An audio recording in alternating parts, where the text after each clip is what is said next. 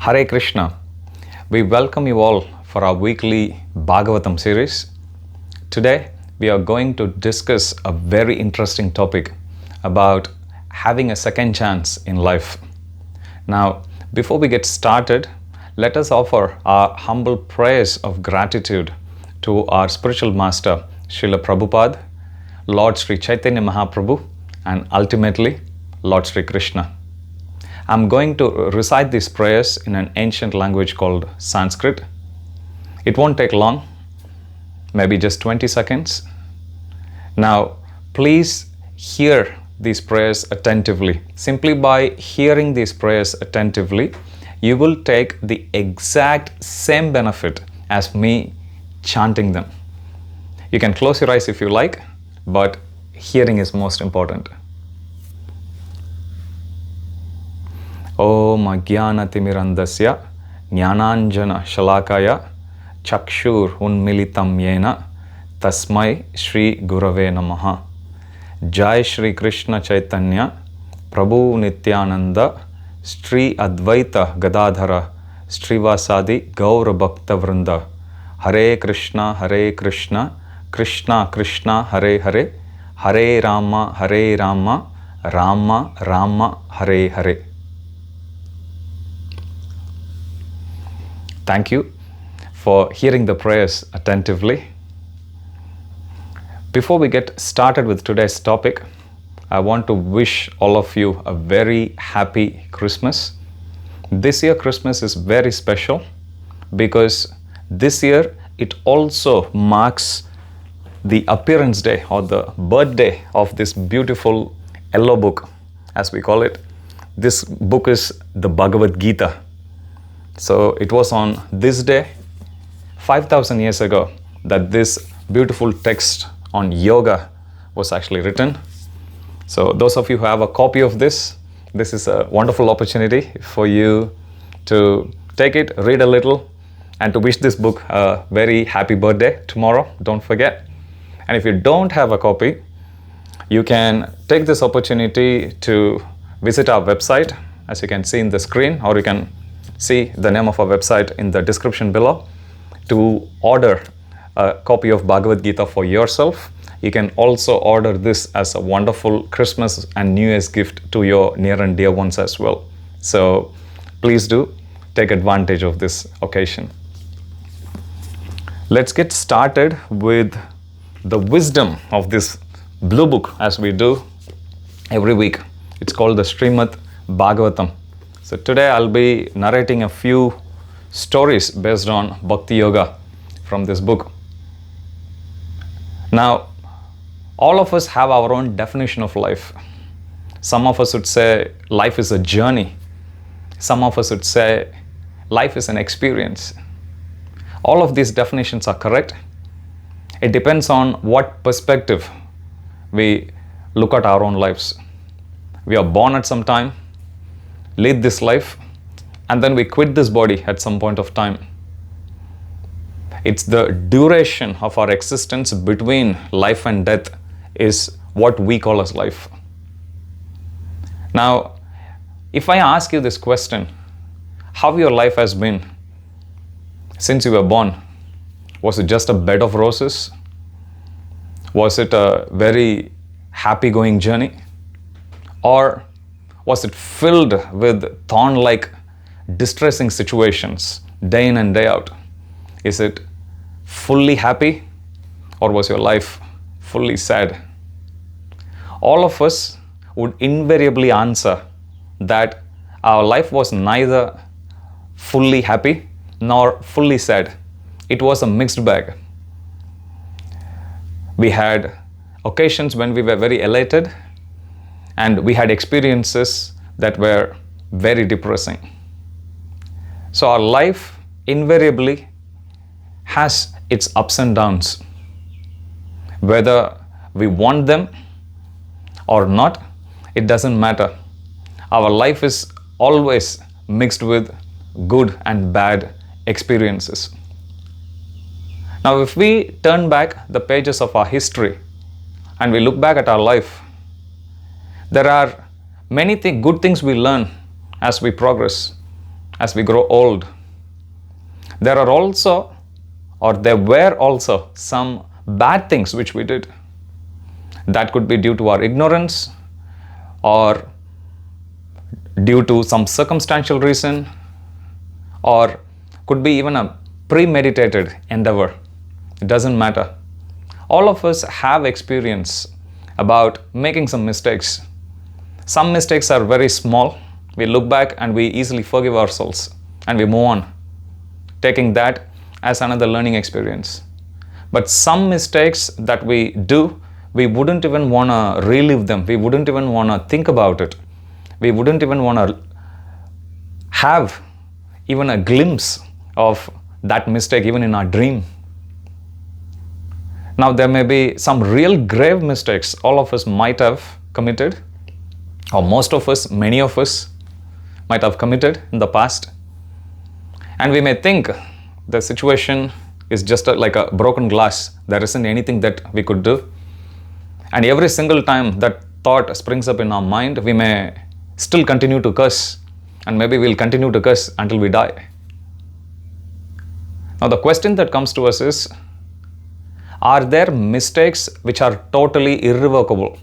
In other words, is there any mistake or is there any sin that is so grave that it could never be counteracted, that it could never be wiped out altogether? If I ask this question to all of you, yes, we may have committed a lot of bad things in life. If I ask you to pick out one thing which you think there's no forgiveness for this, you can think of one situation. Take the most gravest possible mistake you might have done in your life. And if we think this is something I have to actually live with for the rest of my life, this guilt is something I had to live with, the consequence of this mistake, the consequence of this sin is something I can't really get rid of, and God knows how long it's actually gonna hold on to me, and how long should I actually keep carrying the pain in my heart. Now, the wisdom of Srimad Bhagavatam, or the Bhagavata as we say, teaches us that there is no sin, there is no mistake in this world which could never be counteracted. In other words, for every single possible sin, you take the sin to its superlative degree, okay, the most gravest sin, Srimad Bhagavatam promises that it has the solution to counteract it. Now, in order to demonstrate that, as I said earlier, I'll be sharing with you one of the case studies that is narrated in the 6th canto of this beautiful book. Now, before we delve a bit more into that case study, I will tell you about a story of a yogi. In yoga texts, you will often come across this term called yogi. Yogi is a term that is given to a practitioner of any one of the different types of yoga. Yeah, you heard it right. There are different types of yoga. In fact, 4 types, 4 broad categories you can actually see. First type is karma yoga, or yoga of work. Second is jnana yoga, yoga of knowledge. Third, dhyana yoga, yoga of meditation. And ultimately, there is bhakti yoga, yoga of love and devotion. So if you take any yoga texts and if you happen to come across any case study of any of the yogi, the first thing we have to ask, or the first thing we need to understand, is in which of these 4 different types of yoga does this yogi fall under? Is he a karma yogi, or one who practices karma yoga? Is he a jnana yogi, or the one who practices yoga of knowledge? Is he a dhyana yogi or hatha yogi? Is he a yogi or a practitioner practicing meditation? Or is he a bhakti yogi, or a person who is practicing Bhakti Yoga? So that's the first question we have to ask ourselves. Now, the story which I'm about to narrate is that of a Hatha Yogi or Dhyana Yogi, one who practices yoga by meditation. So, in a certain kingdom, there was this wonderful forest, beautiful forest that was endowed with the bounty of nature. It had beautiful waterfalls, it had a lot of flower and fruit bearing trees, a lot of beautiful birds, a lot of wild animals as well. Usually in those ages, in bygone ages I mean, once somebody crosses 50 years of age, or once somebody crosses roughly 50% of one's lifetime, especially males, they would go to the forest to spend the rest of their time in meditation. Vishwamitra was one such sage. He was originally a king, but then having got attracted by the wealth of austerity which the other sages they exhibit, he quit his kingdom and went to the forest and took a lifestyle of a sage, and to be precise, lifestyle of a Hatha Yogi. So as he was sitting and practicing for thousands of ages, for thousands of years rather, sitting and practicing meditation, he was gaining potency, he was gaining prowess in his own field of yoga, in Dhyana Yoga. So as he was practicing this process of Dhyana Yoga for 10,000 years, closing his eyes, reciting a holy sound, spiritual sound, as he was sitting and meditating this way, he heard the tinkling of an anklet, of an ankle bell. And as he opened his eyes, he saw a heavenly damsel by name Menaka. He at once got allured by her, so much so that he gave up his process of Hatha Yoga and he ran after her. And then he united with her, begetting a child. And in this way, he gave up his process of Dhyana Yoga and he went back to his previous lifestyle of worldly enjoyment for some time. And as he was enjoying this way, one fine morning, this thought dawned on his mind. He started cursing himself. What did I do? What am I doing now? I gave up all the kingly pleasures to go to the forest so I can dedicate my life in practicing Hatha Yoga. However, because I got allured by the beauty of this heavenly damsel, I have given up everything, and here I am back to square one. Cursing him this way, he gave up everything, went back to the forest and sat down in meditation again. 1,000 years have passed in his second attempt. Now, towards the end of his 1,000-year meditation, this time he found that his meditation was getting disturbed by another heavenly damsel. So he opens his eyes. The lesson he learnt from his previous mistake, it was still very fresh in his mind. So he started speaking to the damsel, telling her, what do you think? Last time I fell for lust. I'm gonna give up meditation and run after you. Is that what you want? Never. Now, because you came in front of me to disturb my meditation, I'm going to curse you to be a stone so I can sit and continue to meditate. Thinking this way, telling her this way, he cursed her to turn to a stone, and he sits down and he tries to meditate. It didn't take him long to realize that first time when he got allured by the beauty of a heavenly damsel, he gave in to lust, or rather to lustful thoughts that were dormant in his heart. On the other hand, on the second time, he was very, very careful that he should guard himself against getting overwhelmed by this lusty feeling. However, despite his best attempt to protect himself from guarding against lust, which he successfully did, second time he fell for anger. Lust, anger, and greed, they are given as the three gateways to hell in yoga texts. So first time he held, or rather he gave in to lust, and second time he gave in to anger.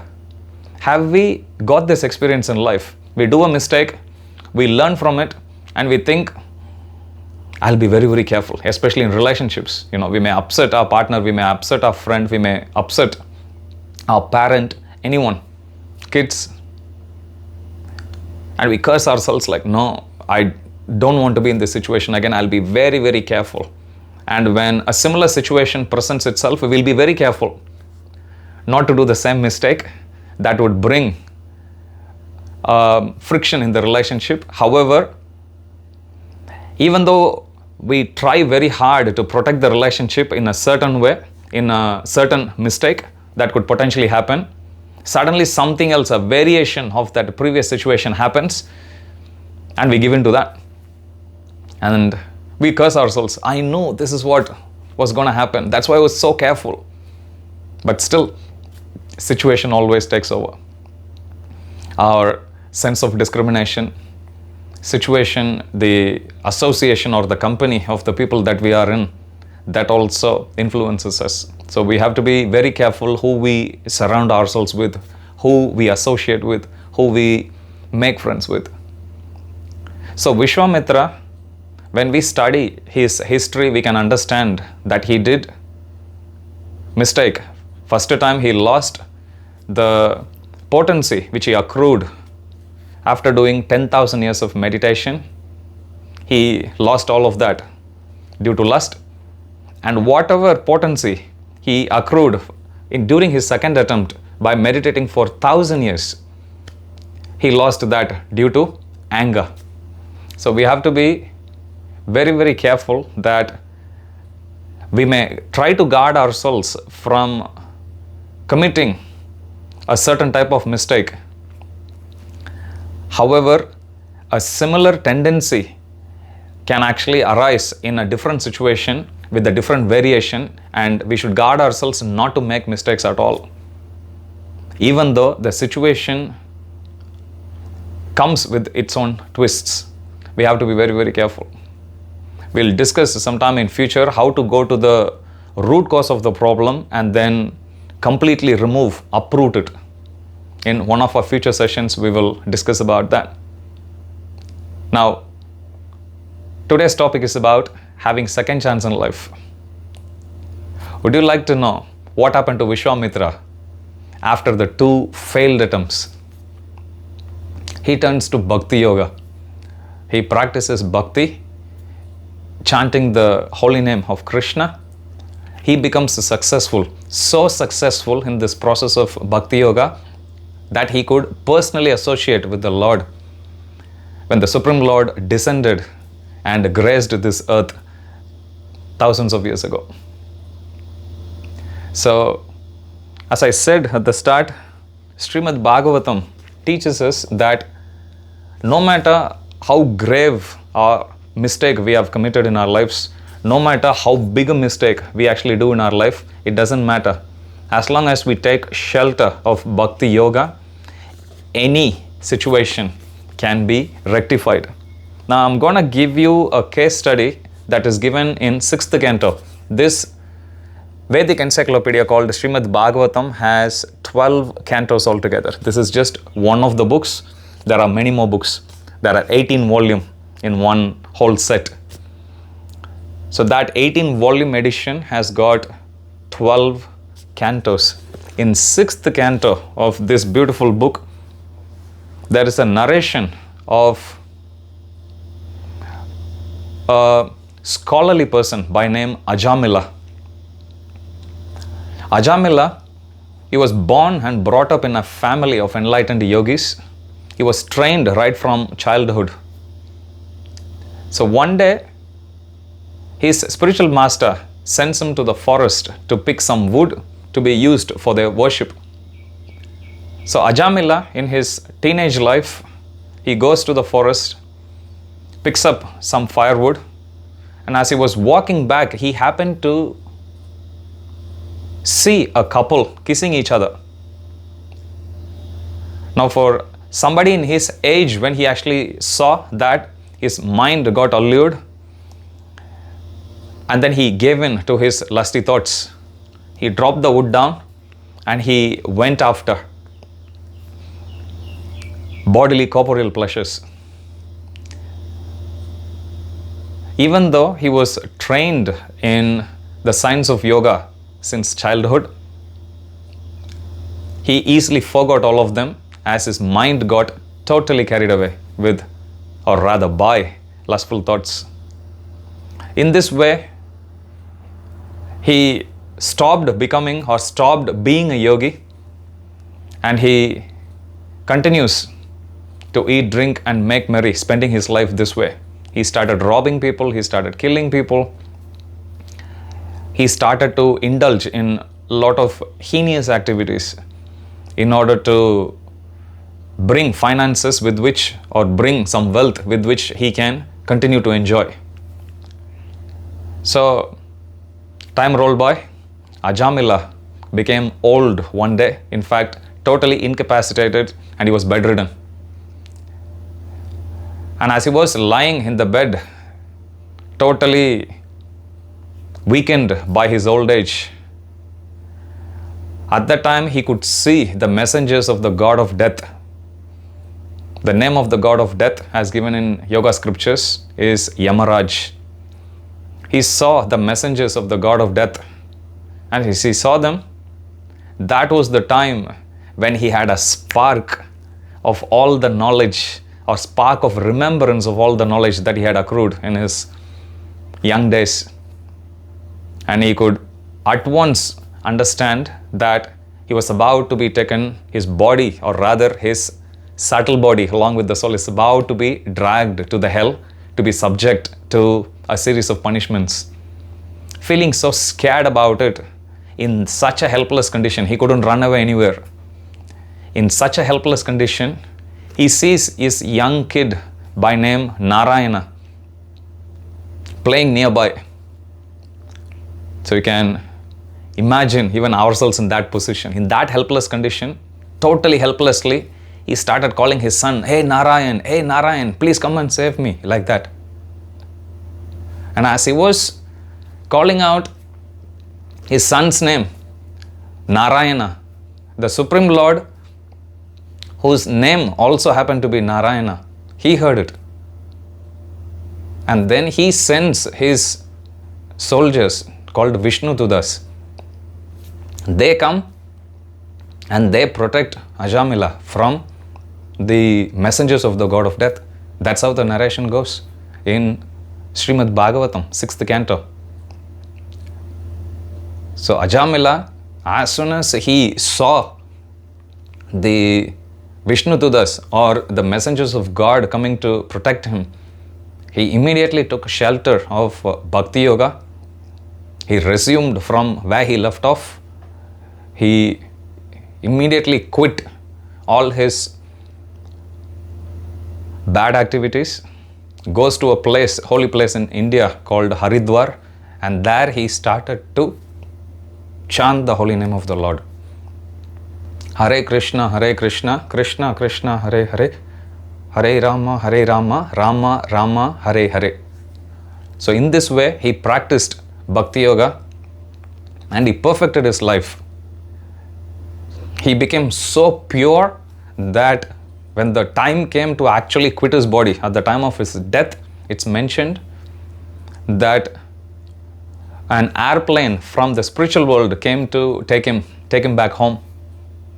So here we can see an extreme case of someone like Ajamila, who, yes, even though he had training in the process of yoga in his childhood days, he got distracted, deviated, and his life was actually pulling him down. It was plummeting all the way going towards hell. But then Bhakti Yoga re-entered in his life, chanting the spiritual name of the Supreme Lord entered in his life. And as he continued to take shelter of this process, he purified himself gradually. And then there came a point wherein he qualified himself to not just lead a happy life, but to go back to the spiritual world. So this is a very powerful book. Simply reading this gives us so much confidence in life, gives us so much enthusiasm in life. And we can actually read that even this world, it's mentioned, Dukhalayam Ashashvatam. This world is full of miseries and it is not permanent, it is temporary. It is real, but it is temporary. Understanding this inherent nature of this world, if we take to this process of Bhakti Yoga by reading this beautiful text, then we can understand how to prioritize things in our life, how to take shelter of this process of Bhakti Yoga, how to practice Bhakti Yoga in our life. And that way we can lead a very happy, healthy, fulfilling life as we live in this world.